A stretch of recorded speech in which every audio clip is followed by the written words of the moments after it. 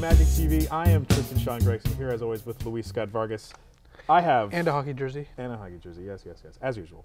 I have right here the complete spoiler for Rise of the Eldrazi, as everyone else does at this point. Yeah, it makes you pretty special.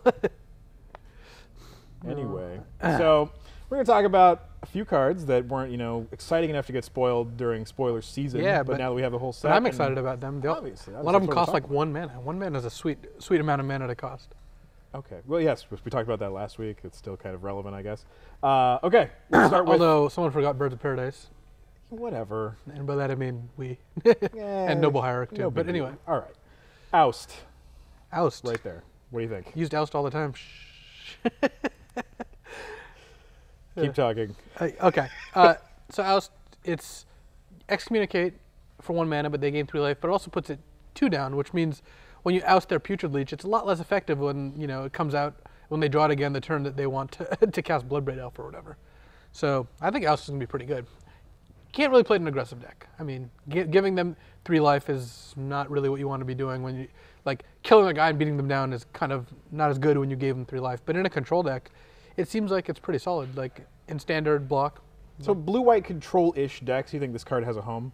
Yeah, like, again, like they play a Mana Accelerator on turn 1 and you oust it, that's awesome, because it's actually better than killing it, because not only do you essentially kill it, by the time they draw it, they don't really want it. So it's almost a 2-for-1 if you think about it that way. Surprisingly high praise. I mean, I looked at this card and obviously it was like, well, it seems like it would fit into control deck. I mean, it's hard to try to evaluate it right now when it's still in the same standard environment as Path to Exile, in my opinion. It's like, I mean, how many spots in your deck do you have for 1 mana removal? Hard for you, maybe.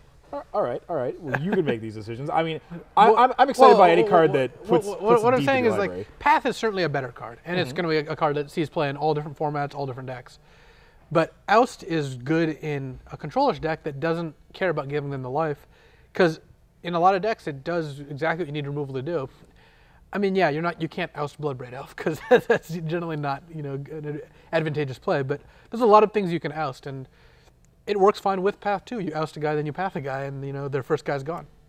So. All right, that's the biggest upside there. Plus, pathing a guy in the first 3 turns of the game is pretty miserable. Pathing a guy later doesn't matter that much. So Oust is a good removal in the beginning of the game, then later in the game, Path starts getting better. So you definitely can play both. Before we sat down here, I did not have nearly as high of an opinion of it as I do now. Yeah, no, I think Oust is actually quite good. All right. Well, moving on, we have the newest fare into what might be a counterspell. We have Deprive. Yeah, it deprives yourself of a land drop too, which... Oh, there it is. I was waiting for it. Yeah. Come on, Halimar Depths, Colony Gardens, some other lands that do things. Late game when it doesn't matter. Like, yeah. I mean, hard counter is a hard counter, and it's... The fact is, when you want to cast like a Jace on turn 6 and have 2 mana up to Deprive, that's pretty sick. Your Jace resolves, as opposed to Cancel, which makes you wait a whole another turn. So the land drop issue is going to make it so it's not going to see play in some decks, like Tap Out Control. First of all, taps out a lot, and second of all, missing land drops is really bad when you're trying to play Martial Coup. But a lot of decks that can scrape up double blue are going to want this card.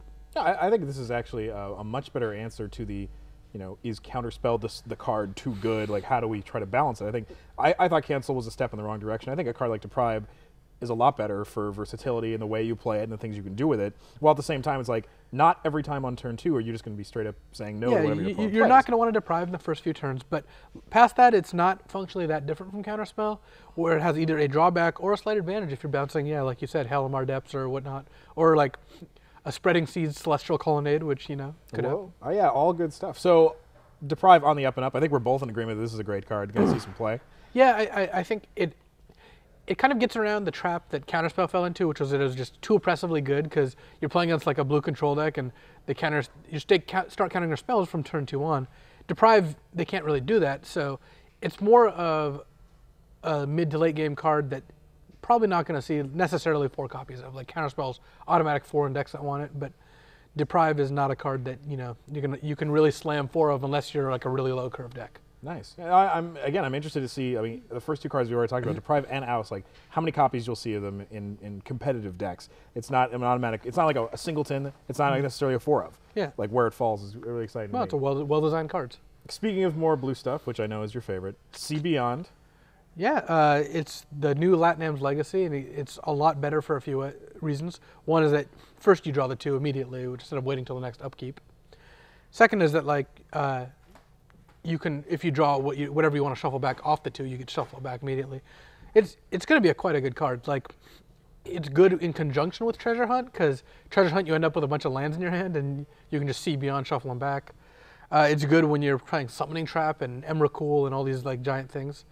Seems like it's got a fair amount of uses, including just playing it in a control deck that wants to hit his land drops. Oh, yeah, even in conjunction with Deprive, what we just talked about. It's like, turn 6 or 7, return a land to your hand. Oh, maybe that's the card that gets shuffled back into your deck. Right, and like on turn 2, you cast this and shuffle back a Martial Coup that you're not going to need for a while or whatever. I mean, there's a lot of things you can do with the card, and from enabling combos by letting you shuffle back unwanted combo pieces to just smoothing out your draws in general. Yeah. Seems like a pretty good card. I mean, obviously, when I first saw it, it was like immediately, it was like, oh, well, there's one more answer to the Progenitus that's stuck in your hand. Right, and the polymorph decks and stuff. Although I suspect Emrakul probably better than Progenitus. We'll see. Yeah, we'll see how it turns out. Moving on, we have Consume the Meek, which has been around for a little while. We just haven't had a chance to talk about it. The Big Smother, if you will. Culling Sun version 2.0. Yes, version how immensely better. Yeah. We'll see if this one sees play. I mean, I saw it and was underwhelmed because it's like, oh man, more mana than Damnation and doesn't kill everything. But then instant speed's pretty good, kills manlands. Against like the Naya deck that I played in San Diego, kills everything but Ranger and Bloodbraid Elf, which pretty good. Yeah, that's like not bad. I could see it being decent, and if a lot of decks playing Eldrazi spawn, that's one way to kill them. Although it's not really efficient use of your cards. I'm definitely looking for the value where you're going to have a player, especially considering how popular the manland heavy Jund is right now, being able to really get them to tap out for Raging Ravine or activate Lava Claw Reaches or make them go to attack you with the family and not only that is a good tempo boost, although I suspect they'll see it coming a lot of the time. Like 5 mana is a lot to leave up, so the problem is there's not really a black deck that wants Wraths right now. I mean, that's kind of the thing right now is like if there was a deck to become popular, I could see Jund quickly adapting where it's like, well, I'm not going to attack into a couple swamps untapped with 3 other mana. It could happen. I still think it's a good card. I think it'll definitely see some play if there's a black deck that can support it. I mean, Vampires doesn't really want it. No, I mean, although I guess you get their Bloodghast back. Yeah, that's the makings of a control deck to me. If you're just gonna play Bloodghasts in a black control deck. Yeah, exactly. All right, moving on, we have Inquisition of Kozilek, another black card. Yeah, the new Duress, Thoughtseize, Ostracize, Encroach. I guess I'll just keep naming them. Yeah, you just name some cards. This one's pretty obvious. I mean, not as good as Thoughtseize. No. As good as Duress? Better than Duress? Worse than Duress? It's different than Duress. I mean, Duress is not played in very many decks right now, but it's played in sideboards in Type 2 and Extended, well, and main deck and like Vintage and Legacy with different animals. But in like Type 2 and Extended, you play Duress in your sideboard against a control deck where you have a ton of targets and that you have cards you really want to get. Like Vampires will slide it in, or Jund will slide it in, or what have you. Inquisition of Kozilek is more of a card that's not going to miss as often, but because it can't hit their most powerful cards, it's a different role. Like I don't see it as powerful enough to side in, but if you wanted like a hand disruption in your main deck, it seems like a reasonable one. So against Jund, you can strip a Putrid Leech, Blightning, Sprouting Thornax, but you can't hit Bloodbraid Elf, and that's a pretty big game. We've been talking so much about that card recently. It's like, well, that's what Type 2 is. It's Bloodbraid Elf. Every new card, you examine it in context with Bloodbraid Elf, whether it's good against Bloodbraid Elf, whether it's good with Bloodbraid Elf, how it interacts with it, how it interacts with Jund, and like it or not, that's what standard is until Shards of Alara rotates. Well, the one interesting thing that you've brought up that was different from what the masses, a lot of other people have been talking about, is like a lot of people consider this a great sideboard card. A lot of people are like, again, that's why we're here. We're here to have that argument where it's like, well, maybe in some formats I'm going to want to board this in against aggressive decks. Like it being a blank too many times doesn't mean I want it in my main deck. But like against an aggressive deck, do you want a hand disruption spell? Like, I mean, wouldn't you rather just have a removal spell? I don't know. Let's say you're like, okay, against Extended Zoo, I want this. It hits every card in their deck except for maybe Ranger of Eos. Sweet. Then you realize, like, why don't you just play Deathmark? It's a sorcery. Yeah, this is a sorcery. You can be proactive with this card. Well, right, but instead of, instead of Inquisitioning their Nacatl that they have to have in their hand and they didn't spend mana on, you Deathmark the card that they already have in play and spent mana on and is going to kill you.